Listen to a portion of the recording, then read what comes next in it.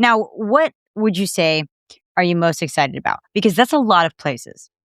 It is obviously Japan and the parts of Asia that we will be visiting. I mean, they're going to be like, I don't even have words. And truly, it's going to be unlike anything I've ever done. So that kind of stands in its own genre of excitement for me. But I will say I have always been intrigued by Alaska.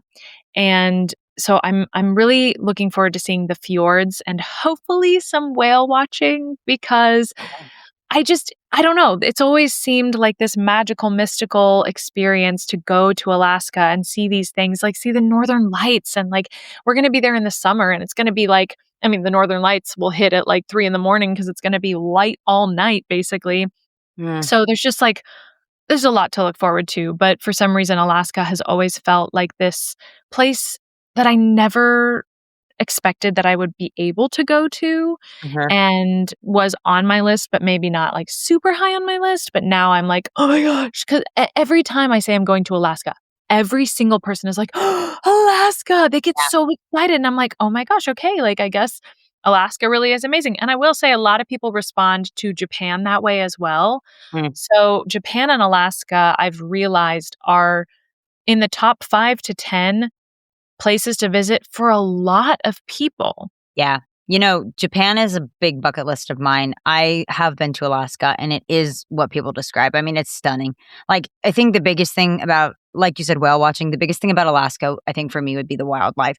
I mean, in the terrain, like you've got Mount McKinley, you've just got these incredible national parks, incredible wildflowers. You're going to love the flowers, Natalie. Incredible animals from the moose to all the different kinds of fish. You got all those wild bears. You got all the brown bears. I mean, when we were there, this is crazy. We literally were on a bridge in one of the national parks, and there was a guy fishing in the river, and a bear just like walked up behind him and was like eating the fish out of his cooler. And we were all laughing, but I'm like, locals, like this guy doesn't even That's care. Like there's a great. giant brown bear behind, like a grizzly bear, sorry, grizzly bear behind him eating the food out of the, and we're just like, oh my gosh, everybody on the bridge is like, bear, bear. And the guy's like, whatever, like just another Tuesday, just Yeah. another Travel Brat Tuesday. So anyway, you're just going to love it.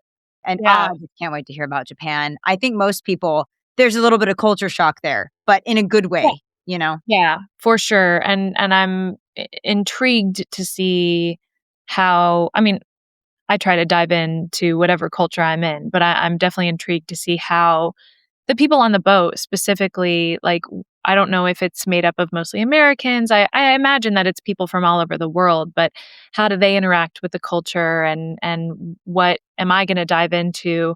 It's been many, many years since I was in British Columbia.